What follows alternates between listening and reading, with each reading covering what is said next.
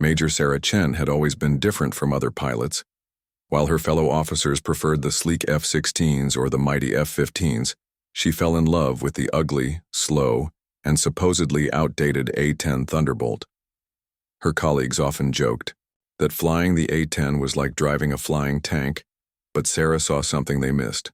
She saw potential. Growing up in a small farming town in Iowa, Sarah watched crop dusters fly dangerously low over cornfields every summer. The pilots would swoop down so close to the ground that she could see their faces through the cockpit windows. Her father, a Vietnam veteran, told her those pilots had nerves of steel. "Flying that low takes guts," he would say, watching the yellow planes dance between telephone wires and barn roofs. When Sarah joined the Air Force Academy at 18, she carried that fascination with low-altitude flying. Her instructors noticed her unusual talent during training exercises. While other cadets struggled with ground-hugging flights, Sarah seemed to glide effortlessly just feet above the terrain. She could read the landscape like a book, anticipating wind patterns and obstacles before they became problems. After graduation, most of her classmates rushed toward fighter jets, dreaming of air-to-air combat and supersonic speeds. Sarah requested assignment to the A-10 program, much to everyone's surprise. The A-10 Warthog, as it was nicknamed, was designed for close air support missions. It flew slow, low, and ugly, built around a massive 30mm cannon that could destroy tanks with ease. Her first squadron commander, Colonel Roberts, was skeptical. "Chen, you graduated top of your class.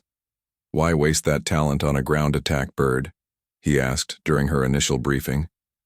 Sarah's response was simple but confident. "Because someone needs to show what this aircraft can really do, sir." The A-10 community was still predominantly male when Sarah arrived at Davis-Monthan Air Force Base in Arizona. The other pilots were welcoming but cautious. They had heard about her academy record and her unusual request to fly the Warthog. Some wondered if she could handle the physical demands of low-altitude combat flying, where G-forces and split-second decisions meant the difference between mission success and disaster. Sarah's first training flights revealed her natural instinct for ground attack missions. She could spot camouflage targets that others missed, thread the aircraft through narrow valleys at breathtaking speeds, and deliver ordnance with surgical precision. Her flight instructor, Captain Martinez, had flown A-10s for 8 years and had never seen anything like it. During one particularly challenging training exercise, Sarah was tasked with destroying a mock enemy convoy hidden in a canyon. The standard approach required flying at 500 feet above ground level, but intelligence suggested the enemy had surface-to-air missiles positioned on the canyon walls. Most pilots would have called for a different attack angle or requested additional support. Sarah studied the topographical maps for hours, memorizing every ridge, every rock formation, every possible hiding spot.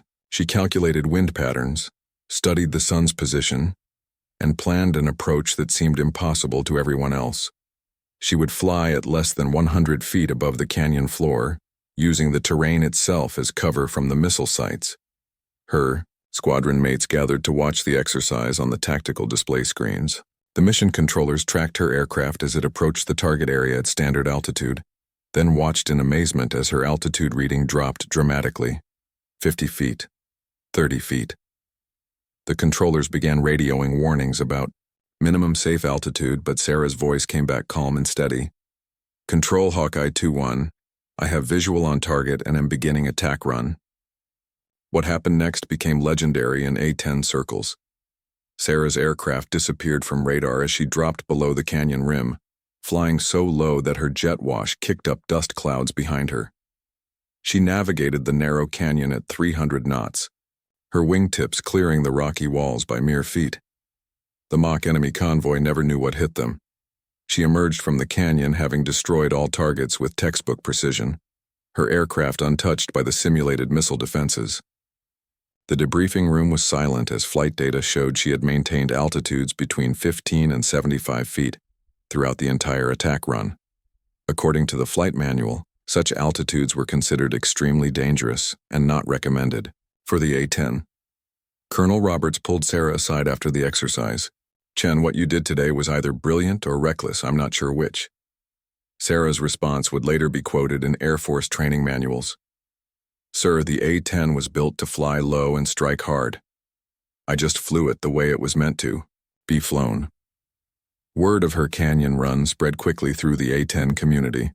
Pilots from other squadrons requested copies of her flight data, trying to understand how she had managed such precise control at such dangerous altitudes.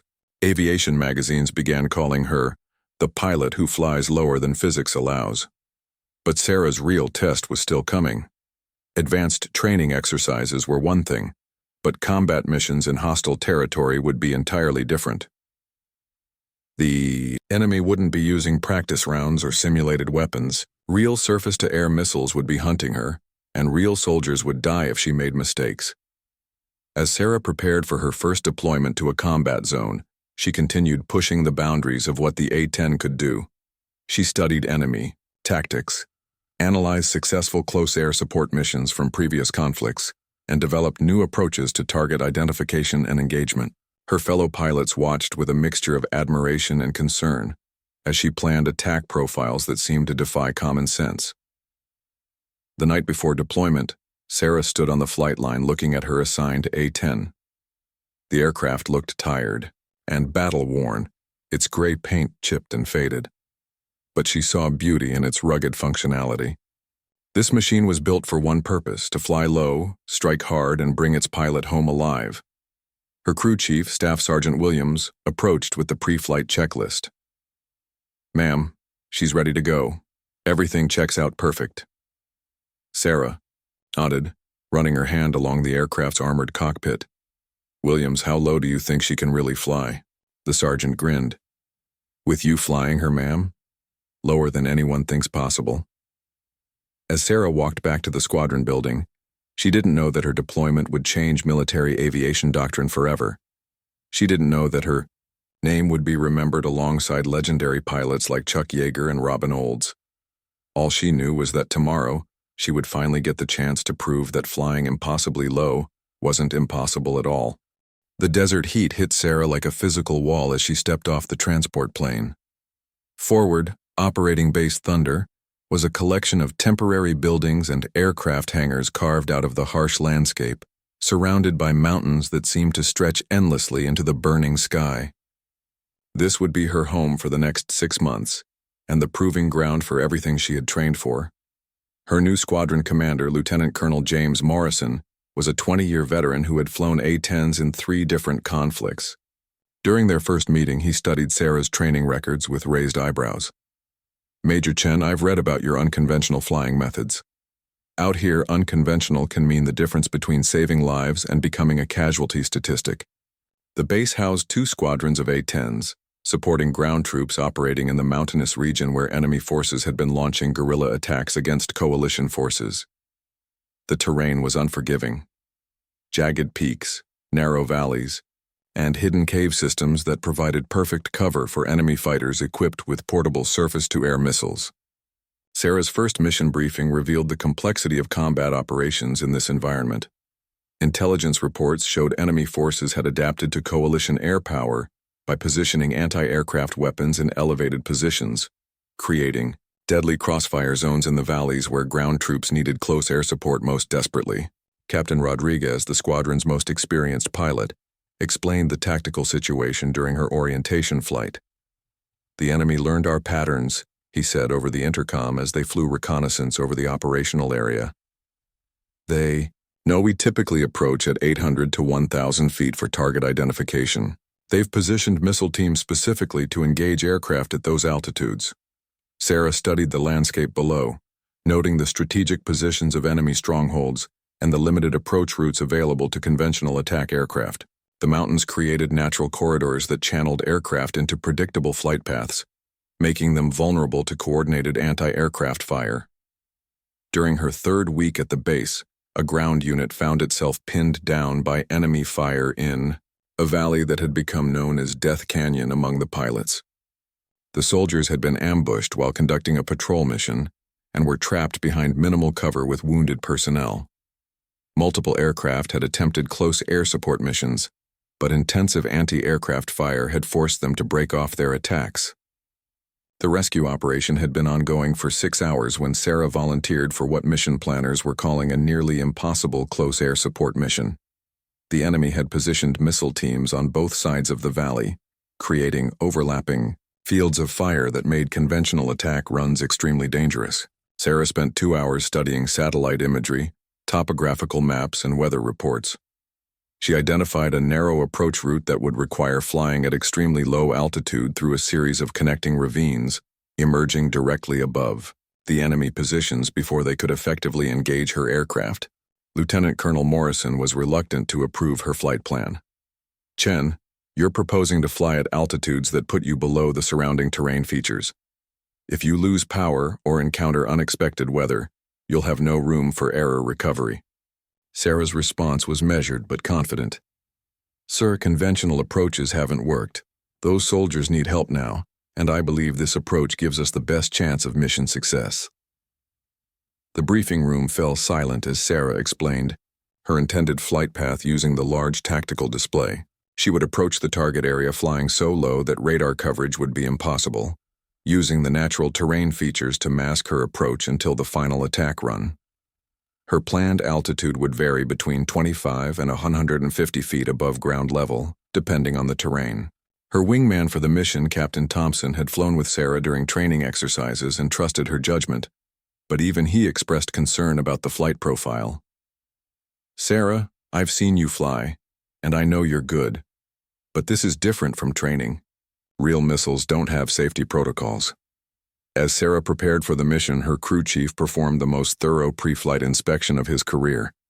Every system was checked and double-checked. The aircraft's armor plating was examined for any signs of weakness, and the flight control systems were tested multiple times. "Ma'am," Sergeant Williams said as he completed the inspection, "she's as ready as she'll ever be."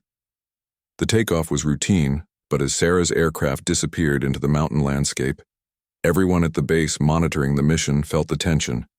Radio communications would be limited due to the terrain, and radar contact would be lost once she dropped below the ridgelines.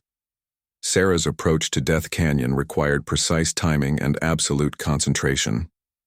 Flying through the connecting ravines was like navigating a three-dimensional maze at 300 knots, with rock walls passing just feet from her wingtips. Her aircraft's terrain-following radar provided constant altitude warnings as she maneuvered through the narrow passages. The soldiers trapped in the valley had been monitoring radio frequencies, hoping for word about their rescue. When they heard Sarah's call sign coming through their communication system, their commanding officer, Sergeant Major Brooks, could hardly believe it. "Air support, this is Ground Team Alpha. We've been taking fire from positions on both valley walls. Previous aircraft couldn't get close enough for effective engagement." Sarah's voice came through clearly despite the challenging radio conditions. "Ground Team Alpha, I have visual on your position. Mark your location with smoke and keep your heads down. I'm coming in low and fast." What the soldiers couldn't see was that Sarah's aircraft was already threading through the ravine system, approaching their position at an altitude that would have been considered impossible by most pilots. Her first attack run caught the enemy completely by surprise. Emerging from a side ravine at barely 50 feet above the valley floor, Sarah's A-10 appeared like a mechanical thunderbolt, its 30mm cannon devastating the first missile position before. The operators could even acquire her aircraft on their targeting systems. The enemy forces had been expecting aircraft to approach from the main valley entrance at standard attack altitudes.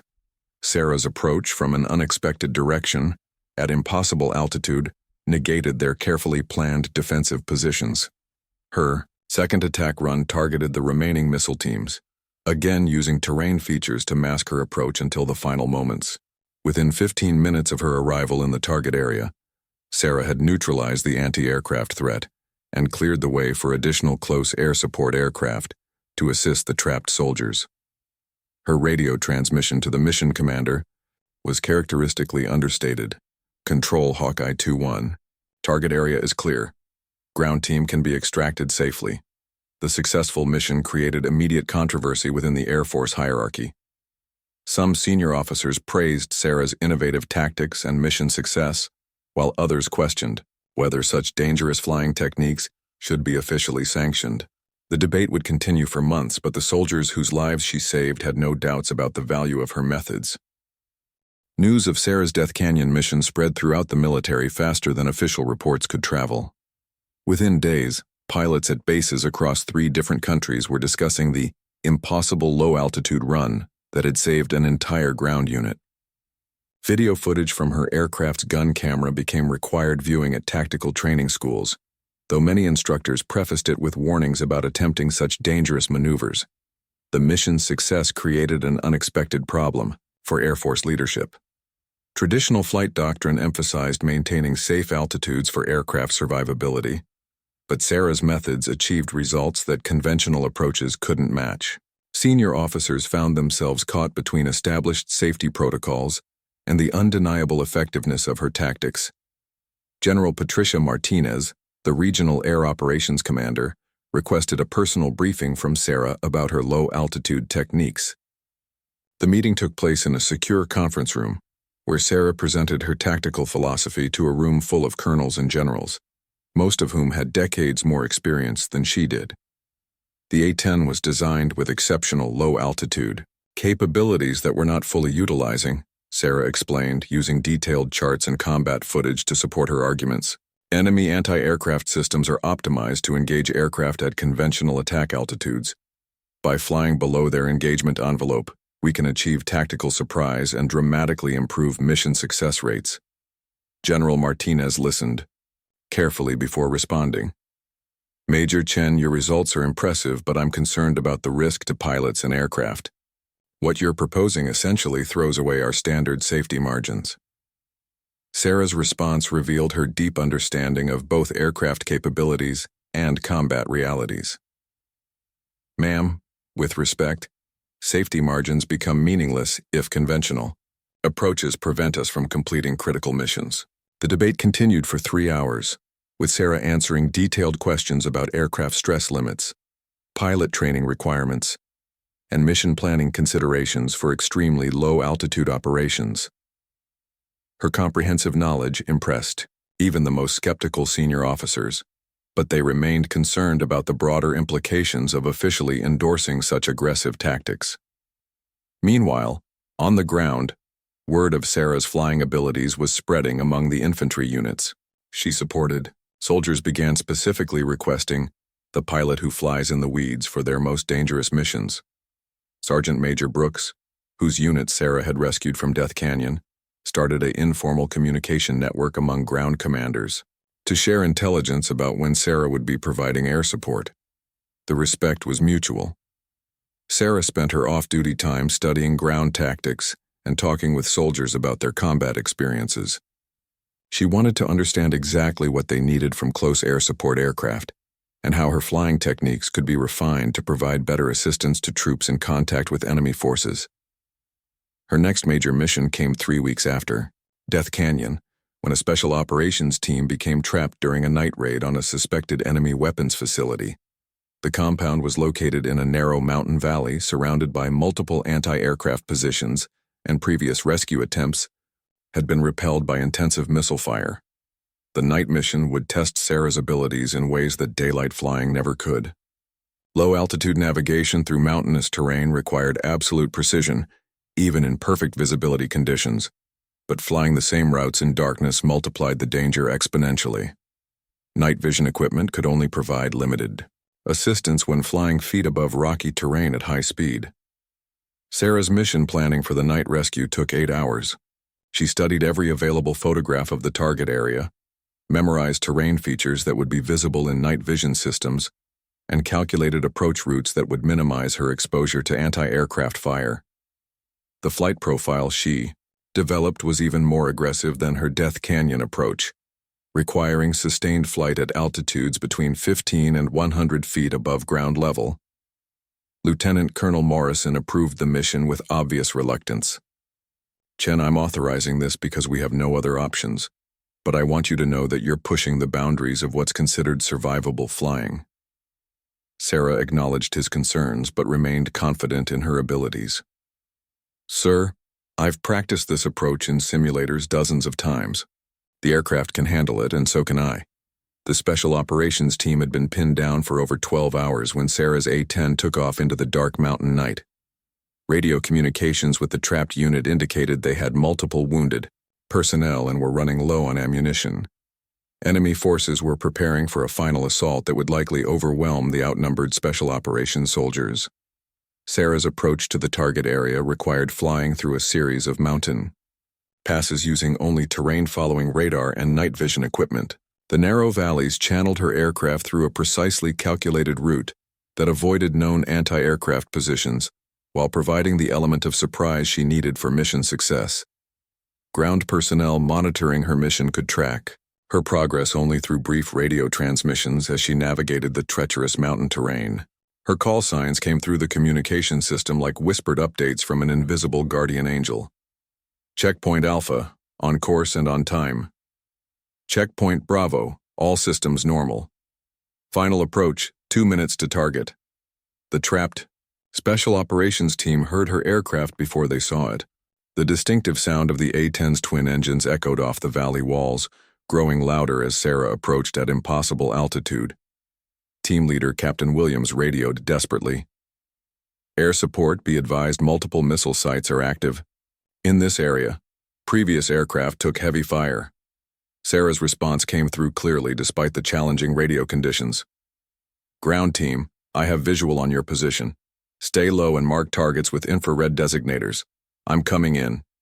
Dark and fast. What the special operations team couldn't know was that Sarah was already flying through the valley system at less than 50 feet altitude, using night vision and thermal imaging to navigate around terrain features that would have been invisible to conventional aircraft. Her first attack run came from an unexpected direction, following a narrow ravine that enemy forces had considered impassable for aircraft. The anti-aircraft teams positioned around the compound never acquired her on their targeting systems before her 30mm cannon destroyed their positions in a series of devastating strafing runs. The night engagement lasted only 8 minutes, but Sarah's precise low-altitude attacks neutralized every anti-aircraft position around the compound and cleared the way for helicopter extraction of the special operations team. Her final radio transmission to mission control was characteristically professional. Control Hawkeye 2-1, area sanitized, ground team ready for pickup. The successful night mission established Sarah's reputation as the most capable low-altitude pilot in the theater, but it also intensified the debate about her methods within Air Force leadership. Some officers argued that her techniques should be studied and taught to other pilots, while others maintained that such dangerous flying was unsustainable and would eventually result in casualties. The controversy would soon reach the highest levels of military command, as reports of Sarah's missions traveled up the chain of command to the Pentagon. But for the soldiers whose lives she had saved, the debate was academic. They knew that when conventional methods failed, Major Sarah Chen could accomplish the impossible by flying lower than anyone thought survivable. The phone call that would change everything came at 0300 hours on a Tuesday morning. Sarah was awakened in her quarters by Lieutenant Colonel Morrison, who had just received urgent orders from Air Force headquarters. Chen, pack your gear. You've been summoned to the Pentagon for a special briefing. Transportation leaves in 4 hours. Sarah's immediate assumption was that she was in trouble. Her unconventional flying methods had generated significant controversy within the Air Force hierarchy, and she suspected that senior leadership had decided to ground her pending a formal review of her tactics. The flight back to the United States gave her plenty of time to prepare for what she expected would be a difficult meeting with officials who disapproved of her approach to combat flying. The Pentagon briefing room was more intimidating than Sarah had imagined. Seated around the large conference table were generals, admirals, and civilian officials representing every branch of the military and several intelligence agencies. At the head of the table sat General Robert Harrison, the Air Force Chief of Staff, whose stern expression suggested this meeting would not be pleasant. Major Chen, General Harrison began, your combat missions have attracted considerable attention at the highest levels of military leadership. Some view your methods as innovative and effective. Others consider them reckless and dangerous. We've convened this meeting to determine which assessment is correct. What followed was the most intense questioning Sarah had ever experienced. For 3 hours, she answered detailed inquiries about her flight techniques, decision-making processes, and risk assessment methods. Military analysts presented computer simulations showing the statistical probability of aircraft loss using her low-altitude approaches, while combat veterans argued that her results justified the risks involved. Admiral Catherine Thompson, representing naval aviation, posed particularly challenging questions about the broader implications of Sarah's methods. Major Chen, if we officially endorse your techniques, we're essentially acknowledging that our current doctrine is inadequate. Are you prepared to take responsibility for the pilots who might be killed attempting to replicate your methods? Sarah's response demonstrated the depth of her commitment to improving close air support capabilities. Ma'am, I believe the greater responsibility lies in not providing our ground forces with the most effective air support possible. My techniques can be taught and refined, but only if we're willing to acknowledge that conventional approaches have limitations in certain tactical situations. The questioning continued through the afternoon, covering everything from aircraft, maintenance requirements for low-altitude operations to the psychological profiles needed for pilots to effectively employ such aggressive tactics. Sarah answered every question with detailed technical knowledge and clear reasoning, impressing even her harshest critics with her understanding of both the capabilities and limitations of her methods. During a break in the proceedings, Sarah overheard a conversation between two generals that revealed the true reason for her summons to the Pentagon. Enemy forces in multiple theaters had begun adapting their anti-aircraft tactics specifically to counter conventional air support operations. Traditional flight profiles were becoming increasingly ineffective against adversaries who had learned to predict and counter American air power. When the formal session resumed, General Harrison's tone had changed noticeably. Major Chen, we're facing a tactical evolution in enemy anti-aircraft capabilities that threatens our ability to provide effective close air support to ground forces. Your methods may represent a solution to this emerging problem, but implementing them widely would require fundamental changes to our training and doctrine. The discussion that followed focused on the practical aspects of incorporating Sarah's techniques into standard Air Force training programs. She was asked to develop detailed curricula for low-altitude combat flying, identify the specific aircraft modifications that might improve performance in extremely low-altitude operations, and establish safety protocols that would minimize the risks inherent in such aggressive flying. Over the following weeks, Sarah worked with teams of engineers, training specialists, and experienced combat pilots to create comprehensive documentation of her methods. The project required her to analyze every aspect of her flying techniques, breaking down instinctive responses into teachable procedures that could be systematically learned by other pilots. The technical analysis revealed that Sarah's success wasn't simply a matter of exceptional skill or reckless courage. Her deep understanding of aircraft aerodynamics, terrain effects on airflow, and enemy weapons capabilities allowed her to calculate risks and opportunities that other pilots might miss. Her methods could be taught, but they required extensive training and careful pilot selection. Meanwhile, combat operations continued in the theater she had left, and other A-10 pilots began experimenting with modified versions of her low-altitude techniques. The results were mixed. Some pilots achieved impressive mission success using carefully adapted elements of her methods, while others found themselves overwhelmed by the demands of extremely low-altitude flying in combat conditions. The mixed results reinforced concerns about the dangers of implementing Sarah's methods without proper training and preparation. Several near-miss incidents involving pilots attempting to replicate her Death Canyon approach led to temporary restrictions on low-altitude operations pending development of formal training protocols.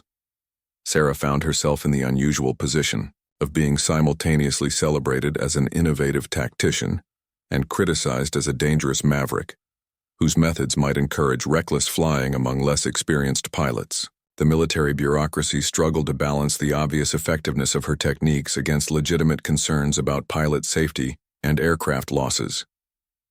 The debate reached a critical point when a young pilot, attempting to emulate Sarah's night rescue mission, crashed his A-10 while flying through a mountain pass at extremely low altitude. The pilot survived with serious injuries, but the incident provided ammunition for critics who argued that Sarah's methods were too dangerous For widespread implementation, General Harrison convened an emergency meeting to address the growing controversy. Major Chen, we have a pilot in the hospital who is trying to fly like you. How do we proceed when your methods save lives in some cases but endanger lives in others? Sarah's response would prove crucial to the future of low-altitude combat. Tactics in the Air Force. Sir, the issue isn't whether my methods are dangerous. All combat flying is dangerous. The question is whether we can develop training programs that allow pilots to employ these techniques safely and effectively. That requires commitment to proper instruction, not abandonment of tactical innovations that provide clear advantages. Her argument resonated with military leaders who understood that tactical evolution often required accepting new types of risks while learning to manage them effectively.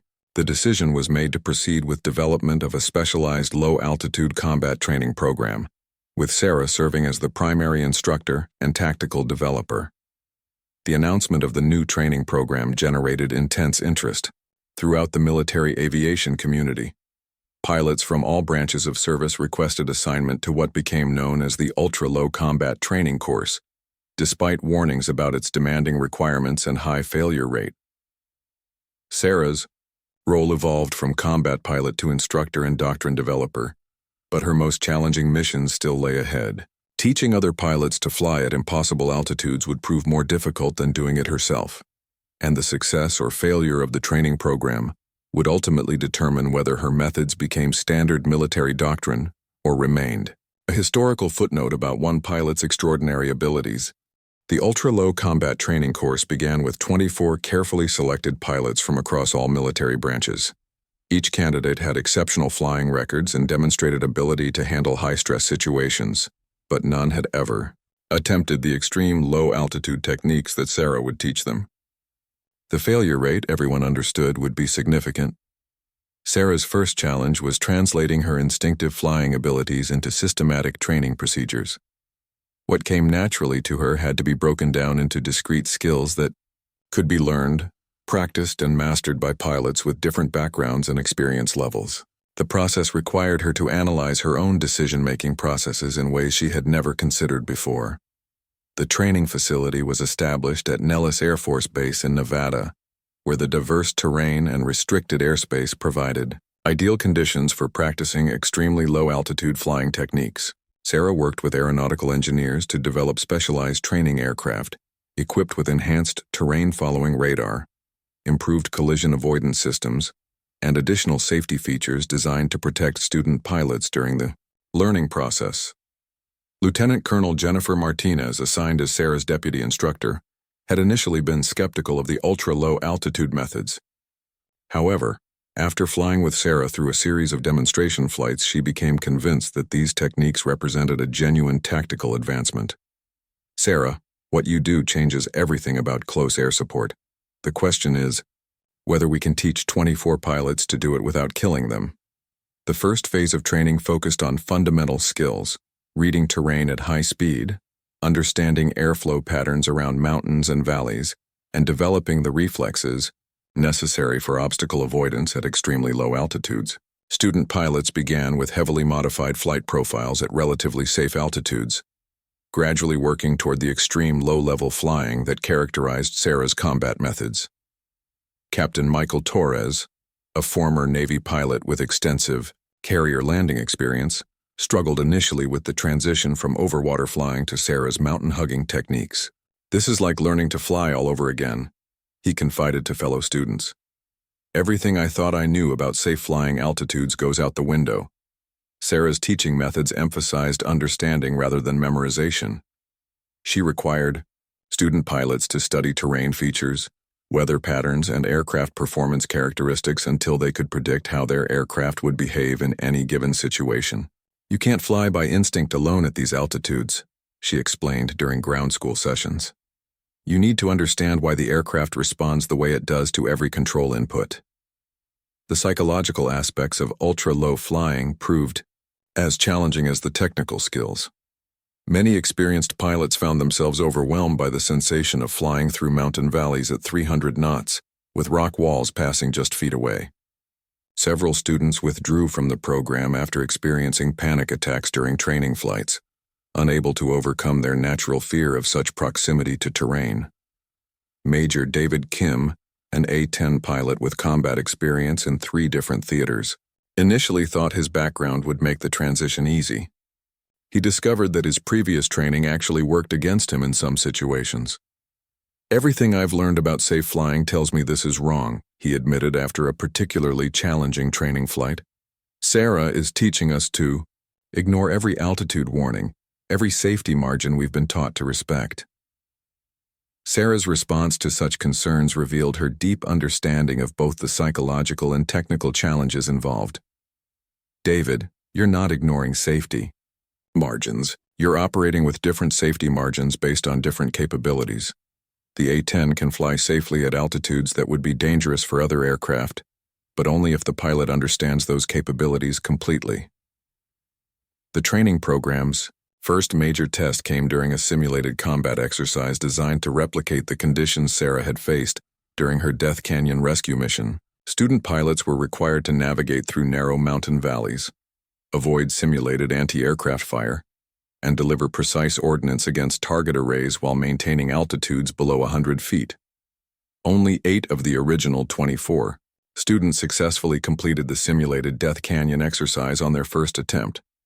The others required additional training flights and repeated practice sessions before they could safely execute the required maneuvers. 3 students were ultimately eliminated from the program after multiple unsuccessful attempts demonstrated they lacked the specific skills and temperament required for such extreme flying. The success stories, however, were remarkable. Captain Lisa Rodriguez, formerly an F-16 pilot, adapted to Sarah's methods with exceptional skill. Her background in high-speed, low-altitude flying translated well to the ultra-low techniques, and she began developing variations on Sarah's methods that were specifically adapted to different aircraft types and mission requirements. Sarah found herself learning as much from her students as she was teaching them. Each pilot brought different perspectives and experiences that helped refine and improve her techniques. Captain Torres developed enhanced navigation procedures for ultra-low flying in poor weather conditions, while Major Kim contributed tactical innovations for coordinating multiple aircraft in extremely low-altitude attack formations. The training program attracted attention from international military observers who were eager to understand American developments in low-altitude combat tactics. Representatives from allied nations requested permission to observe training flights and evaluate the potential applications of Sarah's methods to their own air forces. However, the program also faced continued criticism from within the Air Force. Hierarchy. Several senior officers argued that the resource expenditure and risk involved in training ultra-low altitude pilots was unjustified, given the limited number of tactical situations where such methods would be applicable. Budget constraints and competing priorities threatened the program's continued funding. The debate intensified when preliminary cost analyses revealed that the ultra-low training program required significantly more flight hours and specialized equipment than conventional pilot training. Critics argued that the same resources could train larger numbers of pilots in traditional methods, providing greater overall capability to the Air Force. Sarah found herself defending not just her flying methods but the entire concept of specialized tactical training. In briefings with senior leadership, she argued that the investment in ultra-low altitude capabilities would pay dividends in situations where conventional approaches failed completely. "We're not trying to replace traditional close air support," she explained. "We're providing an additional capability for the situations where traditional methods aren't sufficient." The program's future hung in the balance as military leaders debated whether to continue funding the specialized training or redirect resources toward other priorities. Sarah knew that the success or failure of her remaining students would largely determine whether ultra-low altitude flying became an accepted military capability or remained an experimental curiosity. The final phase of training would test not just the technical skills her students had learned, but their ability to apply those skills under the pressure of realistic combat scenarios. The exercises planned for the program's conclusion would simulate the most challenging conditions Sarah had encountered during her combat deployments, providing the ultimate evaluation of whether her methods could be successfully transmitted to other pilots. As the training program entered its critical final weeks, Sarah reflected on how far she had come from the young academy graduate who had requested assignment to the supposedly obsolete A-10. Her methods had evolved from personal innovation to potential military doctrine, but the ultimate test still lay ahead. Her students would soon face simulated combat conditions that would determine whether they had truly mastered the art of flying at impossible altitudes. The final examination for Sarah's ultra-low combat training course would be the most challenging test ever administered to military pilots. Each of the 17 remaining students would face a series of simulated combat missions designed to push their newly acquired skills to the absolute limit. The scenarios were based on real combat situations where conventional tactics had failed, requiring the impossible low-altitude approaches that Sarah had pioneered. The test began at dawn on a crisp Nevada morning.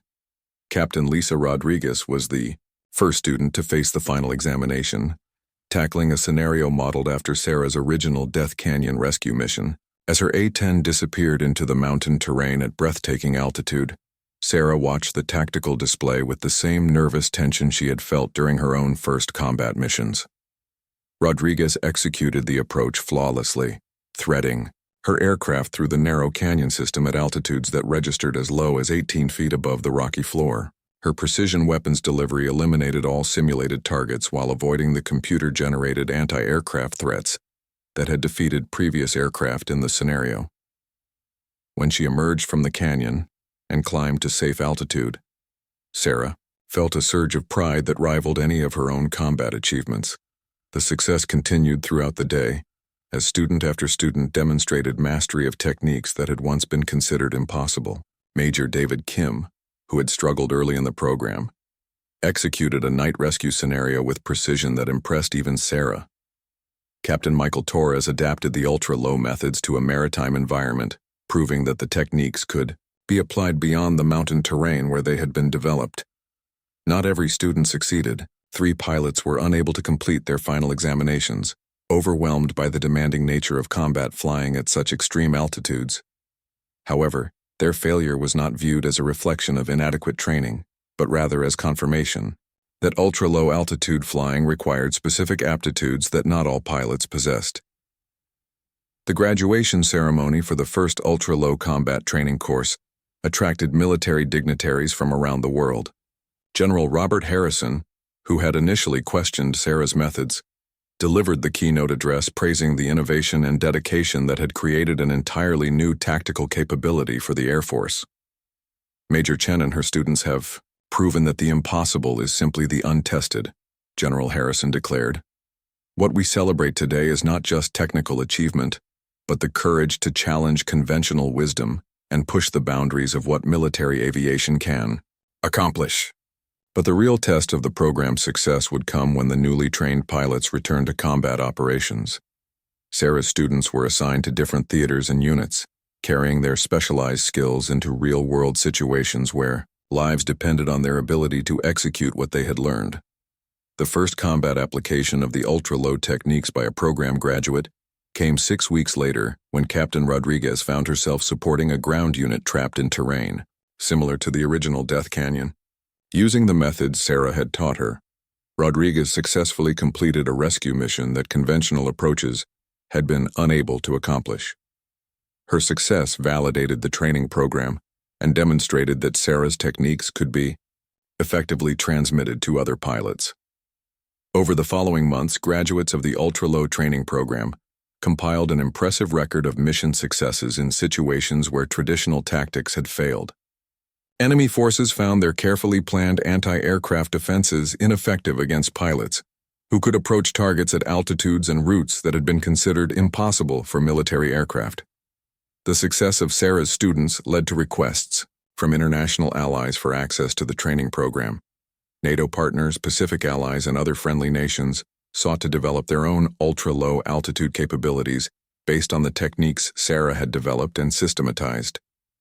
Sarah found herself at the center of a tactical revolution that was reshaping military aviation doctrine worldwide. Her personal innovation had evolved into an accepted military capability that was changing how air forces approached close air support missions in challenging environments. The Air Force recognized Sarah's contributions by promoting her to lieutenant, colonel, and assigning her to head the newly established School of Ultra-Low Combat Aviation. The permanent training facility would ensure that future generations of military pilots would have access to the techniques that had once been considered impossible. In her new role, Sarah continued refining and expanding ultra-low altitude methods. She worked with aircraft manufacturers to develop design modifications that would improve performance in extremely low-altitude operations. She collaborated with ground forces to better integrate ultra-low air support into combined arms tactics. She established safety protocols that minimize the risks inherent in such aggressive flying, while maintaining the tactical advantages that made the techniques valuable.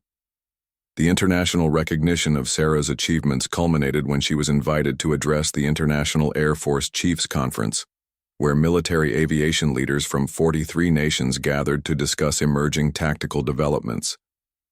Her presentation on ultra-low altitude combat techniques was received with standing ovations from an audience that included some of the most experienced military aviators in the world. During the question period following her presentation, a British Air Marshal posed the question that captured the significance of what Sarah had accomplished.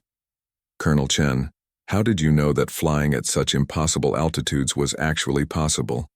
Sarah's answer reflected the journey that had taken her from a small-town farm girl to an internationally recognized tactical innovator. "Sir, I think the real question is why we assumed it was impossible in the first place. The A-10 was designed with capabilities we weren't fully utilizing. Sometimes the greatest limitation isn't what the aircraft can do, but what we believe it can do." Years later, military historians would recognize Sarah's contributions as representing a fundamental shift in military aviation tactics. Her methods became standard training at Air Force academies around the world, and the techniques she pioneered saved countless lives in conflicts across multiple theaters of operation. The young pilot who had once requested assignment to the supposedly obsolete A-10 had proven that innovation and determination could overcome any limitation.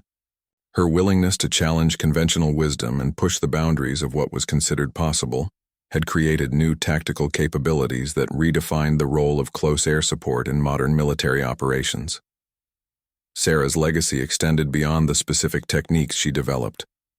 She had demonstrated that individual innovation could drive institutional change, that questioning established doctrine could lead to tactical breakthroughs, and that flying at impossible altitudes wasn't impossible at all.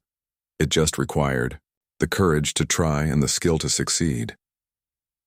The inscription on the memorial plaque at the School of Ultra-Low Combat Aviation captured the essence of what Sarah had achieved. She flew where others feared to go, and in doing so, she showed us all how to fly higher by flying lower than anyone thought possible.